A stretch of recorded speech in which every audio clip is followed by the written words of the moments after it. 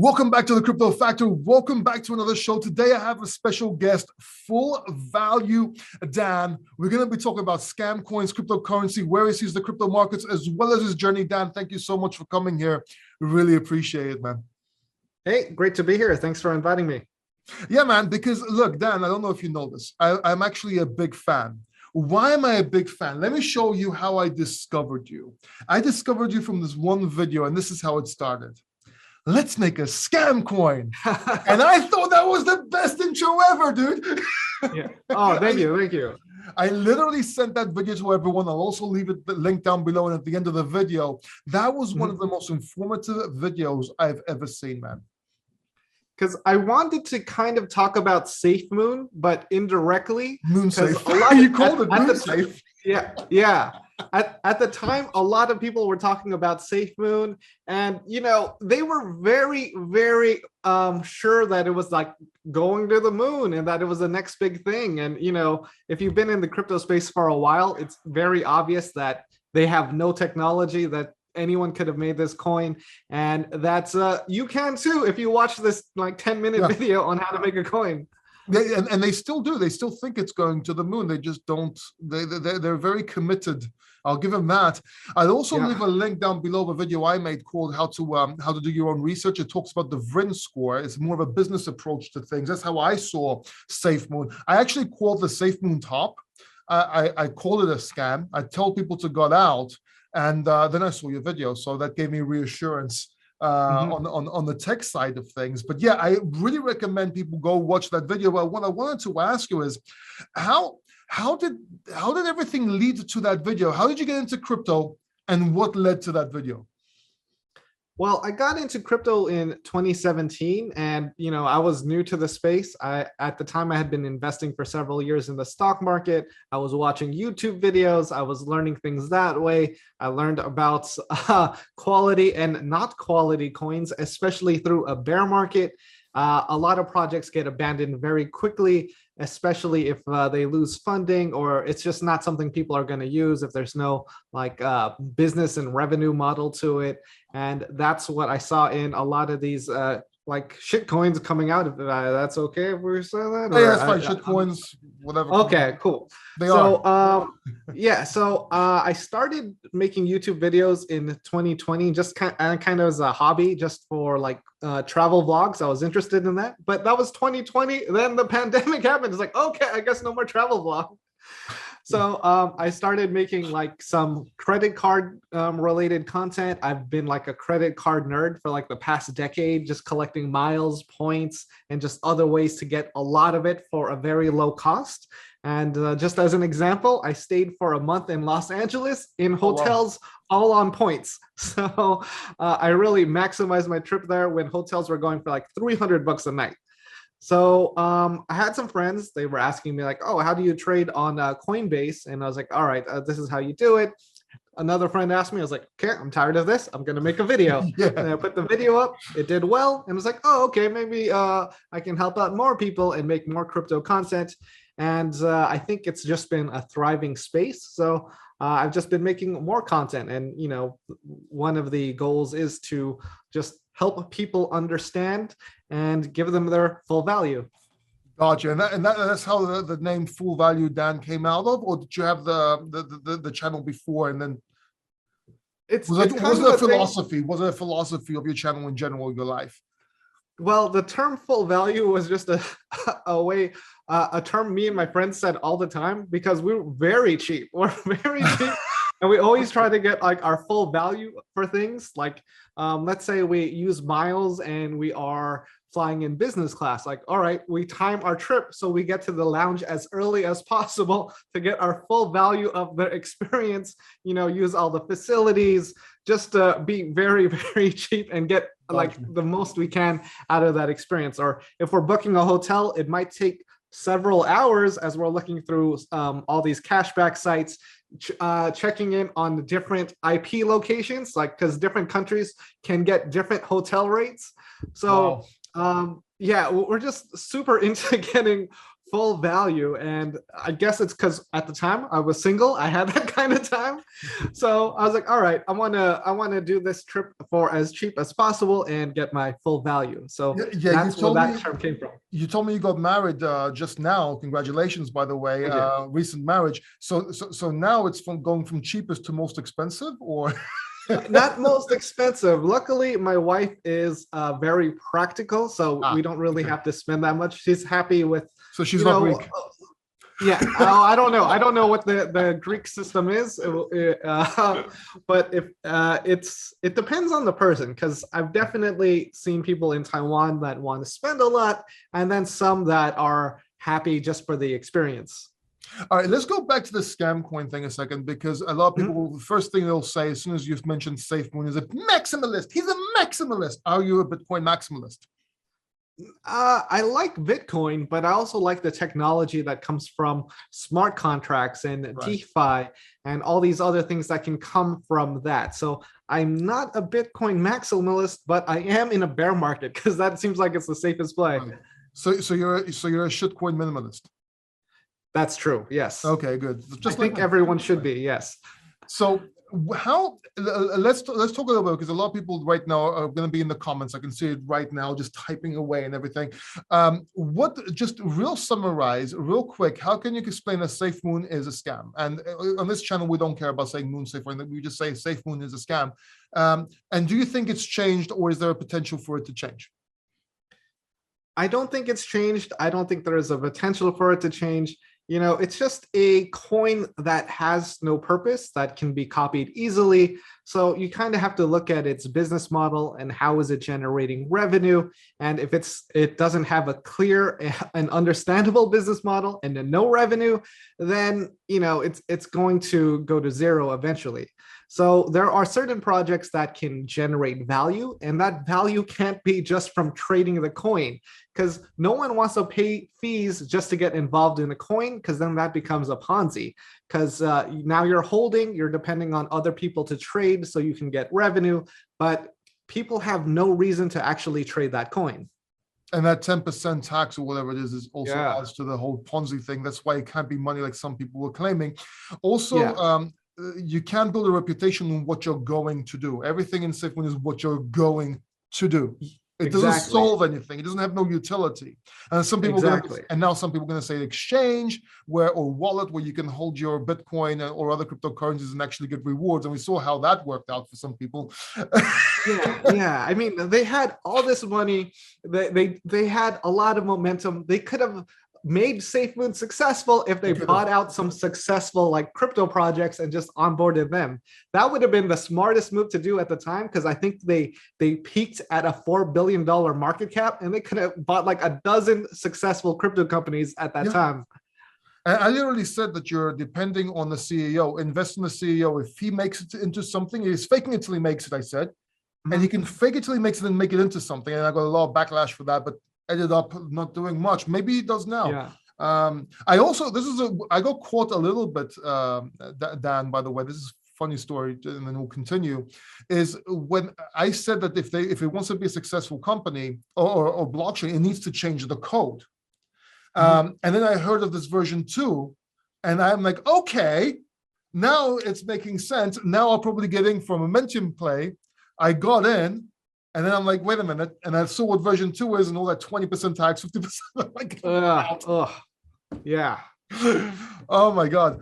Anyway, so we don't recommend SafeMoon. Are there any other scam coins people should watch out for other than SafeMoon right now? I haven't really heard a lot of the social buzz that I don't know what the next big trending SafeMoon is. But I would avoid the comments in any Twitter post by like KuCoin or Binance or FTX, because all of the comments there are going to be promoting a shit coin. So just be careful of that. Or in the comments down below. And it's not me talking to you, sending you my WhatsApp. It's just not. It's always a scam, but what's not a scam is hitting that like button and helping this channel out. Hey, thank you very much. Really appreciate it. See, that's where you see professionals, YouTubers being able to take something and twist it around to help other people. Really appreciate it, man. So I want to help out with that engagement. Yeah. What about crypto right now? How do you see the markets? What are your views? You've been here since 2017. What do you think? So right now, as everyone has experienced, we are in a bear market. We have potentially bottomed out because they do say historically that the next crypto bull run bottom is at the peak of the last cycle. So the last cycle kind of peaked at 20,000. Right now, we're kind of sitting at around 20,000. And historically, every bull market every bear market has been between like 3 to 12 months. Right now, we're like at month 8.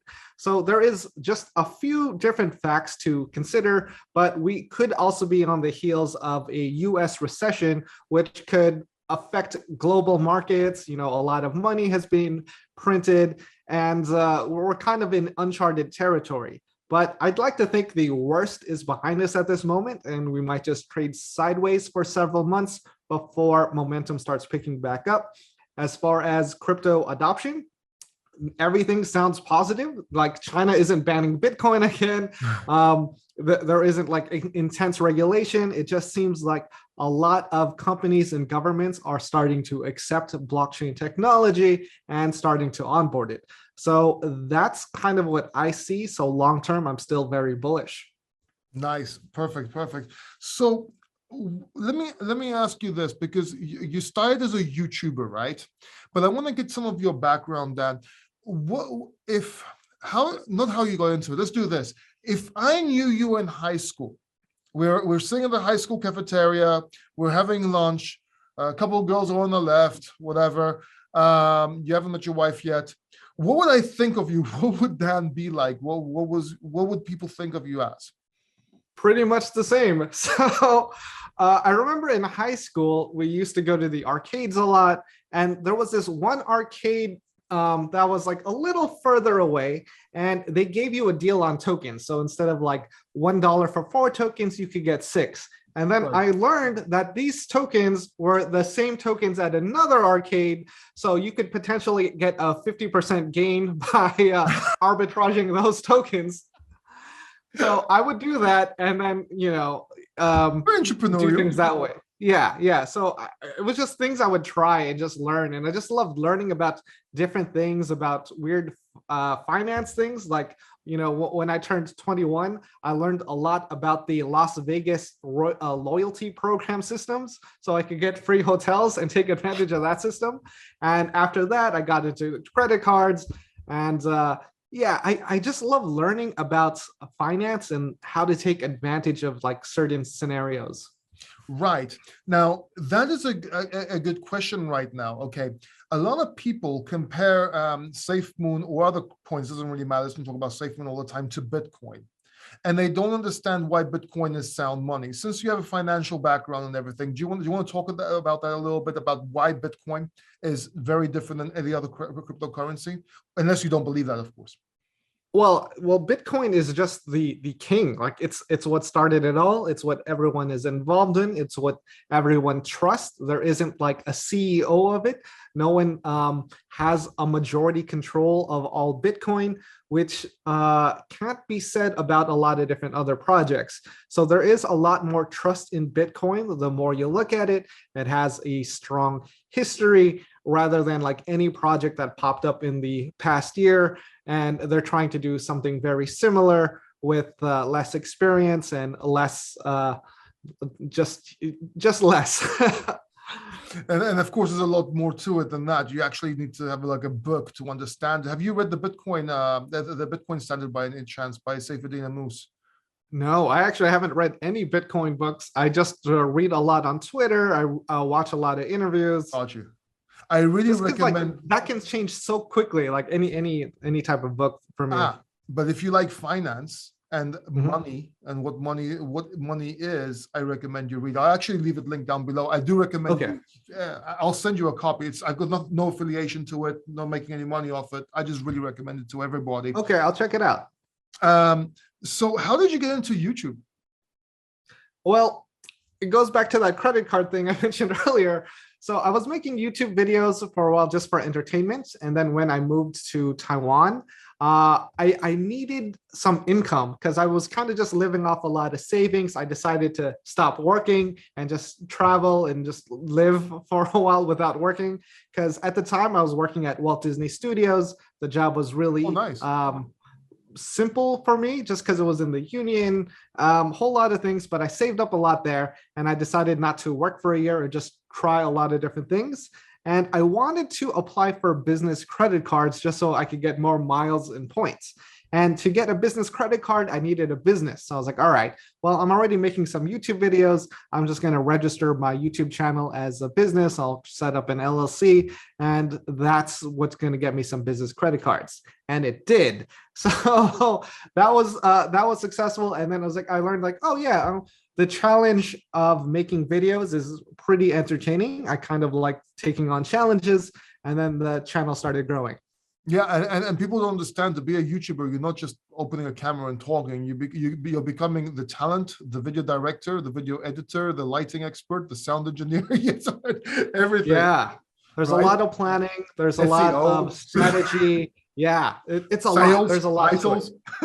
Yeah, customer support. You're chatting with a bunch of people. You're psychologist engaging in the comments. Yeah. Yeah, you do a lot of different. So you were working at Disney. What were you doing in Disney? I was doing media encoding, and that kind of involved like taking one video file that was like a master file and then encoding that for like Netflix, Hulu, iTunes, and stuff like that.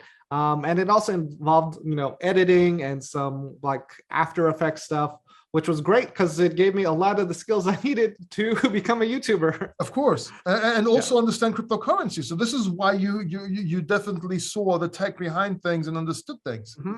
Makes sense. Yes, exactly. Because once I was able to automate all my work, which wasn't that hard to figure out, I had a lot of time to learn about cryptocurrency at work. Right, got you. So let me ask you this about Disney. I gotta ask this. I don't know if you expect this question or not, but I gotta ask you: was the woke culture in Disney back then? When was this, by the way? When did you work in Disney? I worked there from 2012 to 2018. So it really depends. I worked in the digital area, but it was also unionized, and the union is very old school. They are like, this is your job, this is all you do. You're not allowed to do anything else. Right. So that was very limiting as far as creativity and branching off into new skills, just learning new things officially. So I did not enjoy it. It felt like I was just doing the same thing every day. But was the woke culture? I don't know if you up on page with what's going on with woke culture and I guess not. No, there wasn't much of a woke culture at the time. Yeah. Or do you think Disney is putting like subliminal messaging and cartoons and stuff like that to promote that agenda? I don't know, but I think they're just being more inclusive, and they want to be the first to that because if you're the first to that, you can also market that. Got you. Yeah, I think they're making a mistake with that, by the way. I think a lot of people are going to stop watching cartoons for that reason when kids are involved. But anyway, it doesn't matter. It's not what this channel is about. That's not what we're going to be talking about. So you're a successful YouTuber. You're successful in cryptocurrency. You're successful in making money, saving money, and living the way you did. What do you think are some of the factors that contribute to your success? I'm just very cheap. I just try to be very humble. I don't think I'm that successful. I just like making stuff that helps people. I don't like spending a lot of money. So, I try to help out people when I can. Like you mentioned that SafeMoon video. I was like, oh, this is that same shirt. This is that same shirt from that video. But there's like some like bleach stains on it. I was like doing with the laundry, the bleach splash. Oh, I'm like, well, this shirt's still good if I sit close to the camera. So generally, I'm just like a very humble and cheap person. So, if you're like that and you know how to spend a little bit, you just don't have to work that hard, which gives you a lot of free time to just start learning new things and trying out things just for entertainment. Yeah. So education is key, or self-education is key. Yeah, absolutely. Yes. Got you. Do you have any daily habits or morning rituals you go by? I wish I did. I really wish I did. I've seen other videos about how disciplined other people are. The only thing that I try to do every morning is stretch, and I've been very consistent with that because now I have less back pain. So if you're sitting at a computer all day and you don't have a usual routine, you could be sitting there all day and then you start to have a lot of back pain. So my morning routine is stretching for half an hour. Nice, very good. Okay, so let me ask you something else. Going back to cryptocurrencies right now, is there any cryptocurrencies that you would recommend? Not necessarily in the bear market, but generally, where do you think this is going? Where do you think the cryptocurrency industry is going and heading? Well, I think it's going towards like mass adoption, and the two that can make that happen. And because I went to Consensus, I went to a lot of panels and just learned a lot of other things of what's coming out in the space. I'm really bullish on Chainlink and Algorand. So Chainlink is kind of making smart contracts that will be executed based on the result of something. So you could have a chain of events happen based on what you set. So you could kind of have like limit orders, or you could have DeFi auto yielding things, or auto compounding. And with Algorand, they are sponsoring FIFA. They are, I think, setting up a lot of the banking and wallet infrastructure for people in Nigeria, and just a lot of things that they are doing very quietly with not a lot of marketing. So once people start to notice what's happening there, I think that will be very good for crypto in general. So I'm looking out for things like that, and just, long term, very bullish on what happens with those two, because they have been building very successfully and quietly for a long time. Funny enough, I agree with you on Link and Algorand. Exodus.io wallet is built on Algorand. Nice. So, yeah. I haven't got too involved in their ecosystem, but I am invested in them. Yeah, I had JP Richardson, the CEO of Exodus, on my channel. We also did we were going to do some projects together and so on. We'll see. But we talk a lot, and he was telling me about Algorand, and he was telling me how we both agreed that the next bull market, you should have accumulate Algorand was one of them. So yeah, like anyone you speak to that knows about Algorand is always going to be very bullish about it, because I think they see what's happening. Right, exactly. Okay. Do you have any advice for people getting into, well, okay, wait. You've been through a bear market before, so have I. Advice for people that are going through their first bear market right now. Stop looking. Stop looking. Don't look at the price every day. Go out on a walk. Just accept that whatever happens is going to happen. If you haven't consolidated your coins to what you believe will grow for the next 5 years, you just got to make sure you're not over extended in a lot of small projects, a lot of like moonshots. Even if it's like $50 in a small coin that has a small team but a lot of hype, you in a bear market, you should be invested in things that are going to be here for the next 5 years. Like Algorand, Link, and Bitcoin. Yes, exactly. Okay. What about people that want to learn about cryptocurrency, or are getting into cryptocurrency right now? That maybe they just bought, maybe they did, maybe they're thinking about it. But what kind of advice would you give them, both on financial but also tech-wise, like learning and stuff like that? Don't trust anyone and ask a lot of questions, because maybe you'll get one answer from one person, but that could be different from the next person. So it's not about just trusting them. It's about getting information from everywhere. So then you have a very rounded experience of like what people are saying about something, so you can have enough information to form your own opinion. Got you. Another question. What are you involved in? Are you involved in any projects right now? Do you have any projects of your own? Or are you planning? I don't have any personal projects, but I am a seed investor as of like a few months ago into like 2 small projects. One is like a investing DAO, and the other one is a move to earn app. Nice. Okay. Do you want to name them? I have no problem you naming them here. Oh, okay. Not financial advice. This is what value Dan, a full value Dan is in. What are those projects? See, I was trying to be humble about it. I didn't want to like pump it. So, not, of course, not financial advice.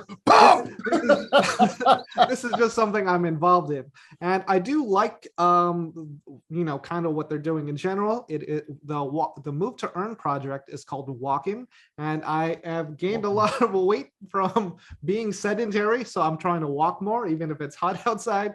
So I am getting more involved in a walk to earn project, and that's called walking. And the other project is called Concave. They have a pretty niche community, but they are doing a lot of, DAO investing. So they did very well in the bear market. They didn't lose a lot of money. They knew to shift to stable coins. They're monitoring a lot of the big whales. They're also doing seed investing. They're doing stable coin farming. So I kind of get some of my alpha from them, and I follow what they're doing, and I try to round out my opinions by getting a lot of information. Got you. So I have a proposition for you. Let's make a scam coin. No, just kidding. I just love that intro. It's the best intro ever. Thank you. I guess I got to do more things similar to that. Yeah. I sent it to a friend of mine. He's a multimillionaire. No joke. Is a bit of a whale as well. He loved it. He just loved it. He can't stop. Whenever we see each other, we just do that, by the way. Because you acting out exactly like the whole image and the how people would think, and they're excited about it. I just love it. Yeah. Yeah, I wanted to have fun with that one, so I really should do that more often. Please do. I was just so involved. I was just so sick of people saying, being bullish about it, and then people being too negative about it. Because if you are like aggressively negative about that project, people aren't going to listen to you. So you kind of have to find a way to get someone to pay attention. It's funny. It's the most toxic community ever. I actually have cancer. It's the second time I have cancer right now. I'm on cancer medication, getting a PET scan again, and so on. And you can't believe, like, I've never had another community, which I make fun of a lot of communities for fun. I never had a community wish me to die of cancer so many times than the SafeMoon army. Some of them knew about my condition as well. So it's insane. I've never seen this before to the extent. And then I talked about it, and everyone was saying, "Oh, it was just because some people reflect." No. When you have 10 people saying it, that reflects a big part of your community, dude, or how you think. That's true. Like, the people that are saying that, they're not investing based on like very educated decisions. They're investing based on emotions. Like, if everyone says it's going up, I think that too. And if anyone says otherwise, I'm going to wish them harm. Yeah, to be quite honest, their black hat marketing and the way they spoke was actually very how can I put this? If you don't know about marketing, and if you don't know and you don't understand sales, it was amateur, but it was done very well. I see. Their marketing in general. So the way they sway the different things. Anyway, so my proposition is, I'm actually having the Crypto Factor event. I haven't set up a date for it. I only have a location. I would love for you to fly out to Greece and come talk about how to recognize or how to make a scam coin, whatever you prefer. Yeah, that'd be fun. I haven't been to Greece. You gotta come to Greece, man. If it's next year, count me in. It will be. I have no time for it to be this year. Oh, good. My wife is out of vacation time, so I know we have no more vacations this year. Right. I'm going to ask you a few more questions off camera at some point as well for the book, because you're actually going to be in the Crypto Factor Part 2. Part 1 is already out there. Part 2 will feature a lot of big names like Antonopoulos, Scott Stornetta, father of blockchain. He was mentioned in the Bitcoin white paper a few times, and a few more notable names in there. Dan, thank you so much for doing this, man. I really appreciate you. I would really love to have you back on the channel to talk some more, and I would really appreciate if we do that soon. Yeah, would be fun. Thanks for having me. Dan, thank you so much, man. Take care. Bye-bye. You too. Bye.